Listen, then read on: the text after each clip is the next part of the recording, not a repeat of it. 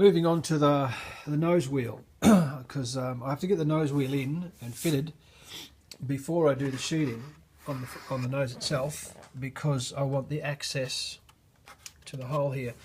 So I started off with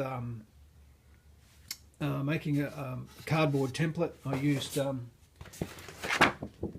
trusty old calendar, nice firm cardboard, make up a template.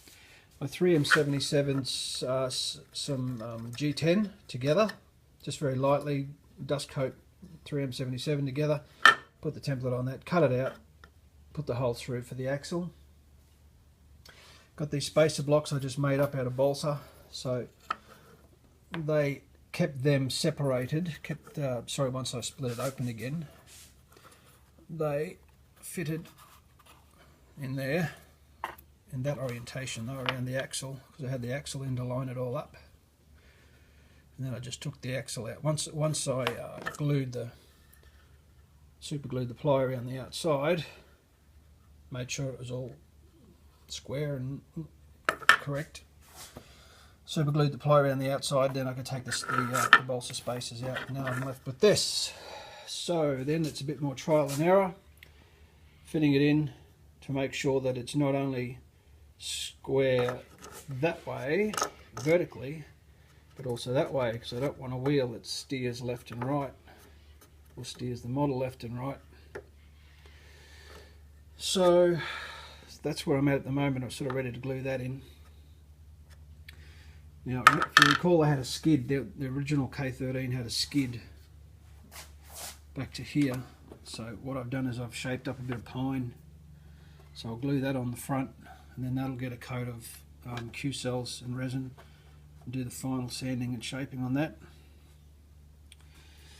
And then once the wheel's in, I will be able to start sheeting and glassing the front, and that should be the job done for that bit. Now I can start moving on to something else.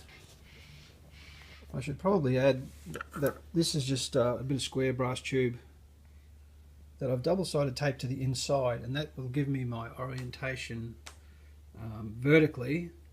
And then I have another piece of aluminium here with some double-sided tape on it that I put onto the brass tube like that, and then that can give me some sort of guide for left and right once it's all in. So I've got a left and right guide and a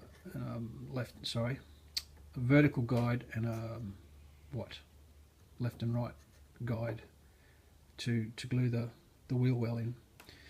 Looking at the axle, it was very tricky, because if you can imagine, I wanted the wheel to be serviceable. I want to take the wheel out. So to have a removable axle on the inside, to undo a collar and actually take the axle out, knowing that the floor is rising here. So I had very limited space, and it took a bit of number crunching and trial and error. And that's what I come up with. There wasn't enough length there for 2 collars. So I soft soldered a bit of brass tube onto the end of the axle.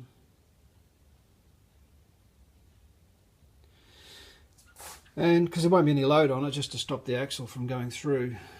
And then that gave me just enough to wiggle the axle out after having the collar on it.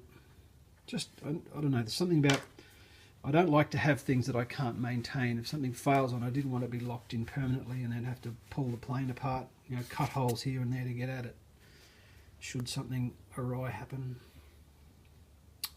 Alright, next.